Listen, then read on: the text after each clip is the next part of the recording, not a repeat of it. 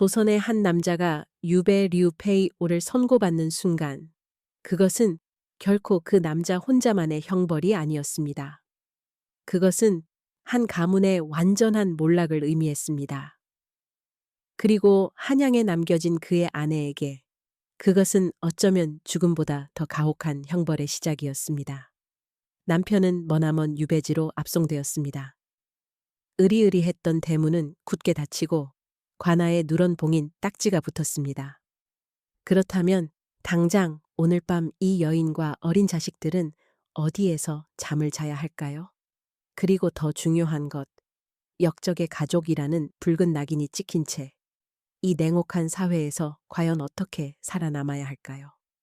유배형이 확정되는 순간 아내의 법적, 사회적 지위는 하루아침에 추락합니다. 어제까지 정경부인 젠징후렌이라 불리며 모두의 부러움을 받던 그녀는 오늘부터 역적의 아내일 뿐입니다. 가장 먼저 닥쳐오는 것은 경제적 파멸이었습니다. 바로 가산몰수 지하찬 메이쇼입니다.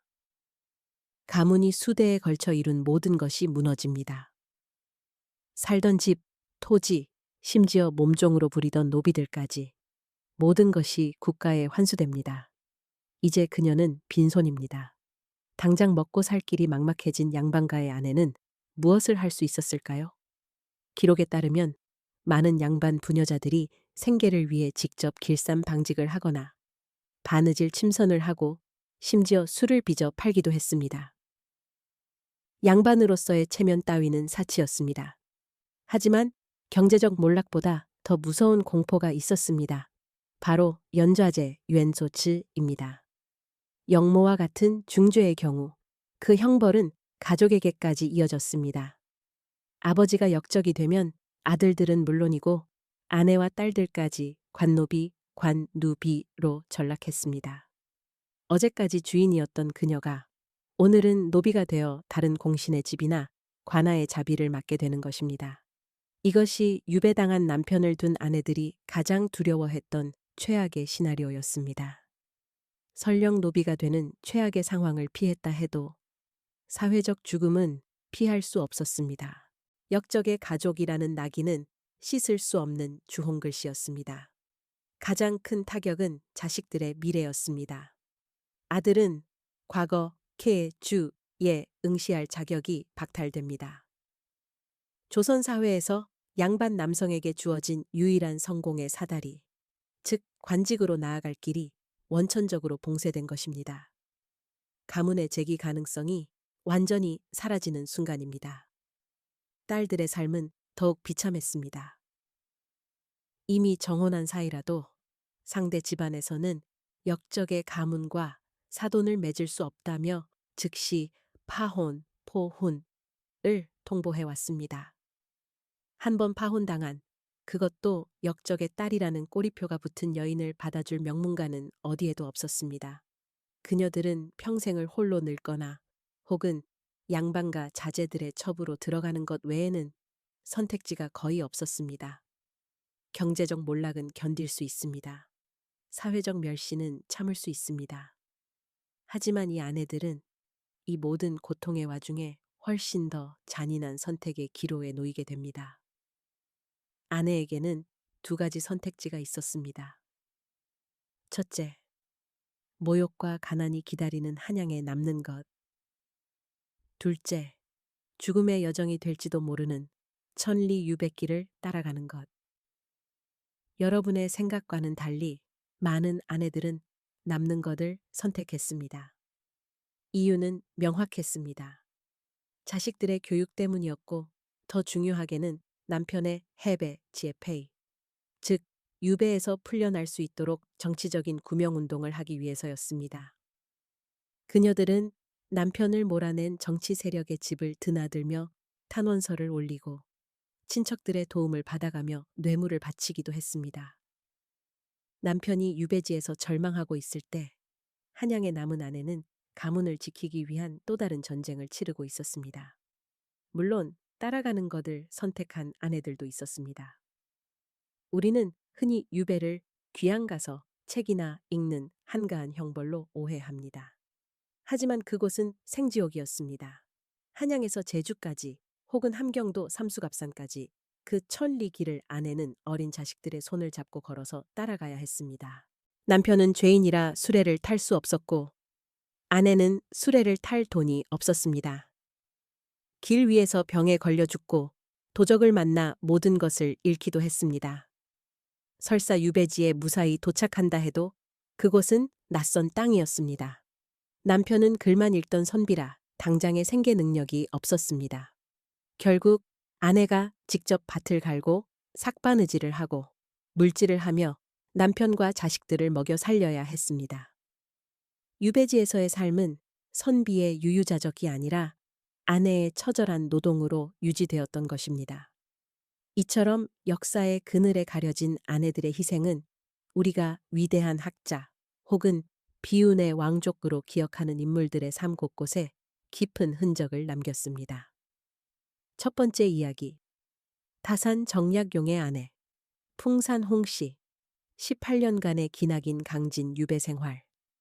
다산 정약용이 500여 권의 방대한 저수를 남기며 경세유표, 목민심서 같은 위대한 걸작을 탄생시킬 수 있었던 힘은 어디에서 나왔을까요? 바로 한양에 남은 아내, 홍씨 부인이었습니다. 그녀는 남편이 유배를 떠나자마자 닥친 경제적 파탄 속에서 홀로 자식들을 키워냈습니다. 그녀는 남편이 연구에 매진할 수 있도록 한양의 소식과 서적들을 끊임없이 강진으로 보냈습니다. 가장 유명한 일화가 있습니다. 어느 날 홍씨 부인은 자신이 결혼할 때 입었던 붉은색 비단, 치마, 패비, 샤페이를 강진으로 보냅니다. 이미 낡고 해진 치마였습니다. 정약용은 그 치마를 받아들고 눈물을 흘렸습니다. 그리고 그 치마를 조각조각 잘라 두 아들에게 교훈을 주는 글과 그림을 남기니 이것이 바로 보물 제1연경 843호 하피첩 이엑샤 페이티에입니다.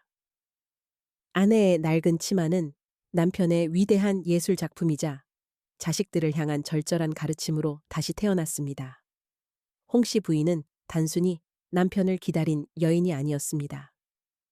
그녀는 한양에 남아 가문을 지켜낸 실질적인 가장이었고 남편의 학문적 동지였으며 다산의 위대한 업적을 가능하게 한 보이지 않는 손이었습니다. 두 번째 이야기. 추사 김정희의 아내 한산이 씨와 예안이 씨, 세한도, 수이, 한투. 조선 회화의 최고 걸작 중 하나로 꼽히는 이 그림은 어떻게 탄생했을까요? 추사 김정희는 55세의 나이에 머나먼 제주도로 유배를 떠납니다. 모든 권력과 명예를 잃었습니다. 한때 그를 따르던 제자들과 지인들은 모두 등을 돌렸습니다. 그 깊은 절망 속에서 제자인 역관 이상적, 리샹디 이 위험을 무릅쓰고 중국에서 구한 귀한 책들을 제주까지 보내왔습니다. 김정희는 이 변치 않는 의리에 감격하여 그림을 그립니다. 거친 황무지 위 꿋꿋하게 서 있는 잣나무와 소나무. 그리고 그는 그림 옆에 이렇게 썼습니다. 날씨가 추워진 뒤에야 소나무와 잣나무가 푸르게 남아있음을 안다. 수이한 란허즈 송보즈호 튀ao. 이 세한, 수이한의 시절, 즉 가장 춥고 고통스러운 시절에 자신을 잊지 않은 것은 비단 제자뿐만이 아니었습니다. 그의 아내 예안이 씨는 남편의 유배 생활을 뒷바라지하다가 병을 얻어 세상을 떠났고 두 번째 아내인 한산이 씨 역시 한양에서 남편의 석방을 위해 애쓰며 물심양면으로 지원을 아끼지 않았습니다. 세한도는 제재 대한 고마움의 표시이자 그 혹독한 시절 자신을 지탱해준 가족이라는 울타리에 대한 감사의 상징이었습니다. 세 번째 이야기. 비운의 왕족들. 하지만 학자들의 아내와 달리 왕족의 아내들에게는 희생이나 내조라는 단어조차 허락되지 않았습니다. 그들의 운명은 훨씬 더 비극적이었습니다. 폭군 연산군이 폐위되었을 때 그의 아내 패비신 씨는 어떻게 되었을까요? 그녀는 남편과 함께 유배되지도 못했습니다. 폐위된 남편이 교동돼서 쓸쓸히 죽어가는 동안 그녀는 패비라는 신분으로 한양에 남아 감시 속에서 평생을 살아야 했습니다. 그녀의 두 아들은 사사, 씨씨, 즉 사약을 받고 죽었습니다. 광해군 역시 마찬가지였습니다. 인조 반정으로 폐위된 광해군은 강화도 그리고 제주도로 유배되었습니다. 그의 아내 패비류 씨는 남편과 분리되어 강화돼 따로 유배되었고 그곳에서 화병으로 세상을 떠났습니다. 학자들의 아내는 남편의 복권이라는 희망이라도 품을 수 있었지만 폐위된 왕의 아내에게는 돌아갈 곳도 기다릴 미래도 없었습니다. 오직 가문의 완전한 파멸만이 기다리고 있었을 뿐입니다. 영상 초반 우리는 질문했습니다. 남겨진 아내와 자식들은 오늘 밤 어디에서 잠을 자야 하는가? 그들은 역사의 불공정함 속에서, 사회의 냉대 속에서, 그리고 오늘날 우리의 무관심 속에서 잠들었습니다. 조선 500년의 역사는 수많은 왕과 영웅, 그리고 학자들의 이름으로 기록되어 있습니다.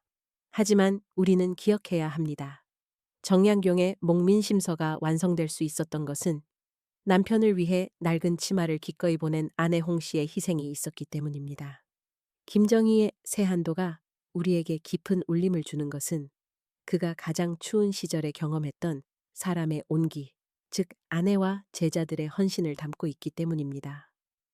우리가 조선의 위대한 문화유산을 바라볼 때 그 화려한 묵, 모, 향기 뒤편에는 한양의 골방에서 눈물로 밤을 지사으며 바느질을 하던 한 여인의 한숨과 남편의 구명을 위해 차가운 대갓집 문턱에서 수없이 무릎을 꿇어야 했던 한 아내의 고통이 새으며 있음을 잊지 말아야 합니다. 그들은 죄를 짓지 않았음에도 가장 무거운 형벌을 감내해야 했던 역사의 진정한 피해자였습니다. 남편의 유배길보다 더 험난했던 삶이라는 유배지에 남겨졌던 그녀들의 이야기. 우리는 이 이름 없는 여인들의 위대한 희생을 반드시 기억해야 합니다.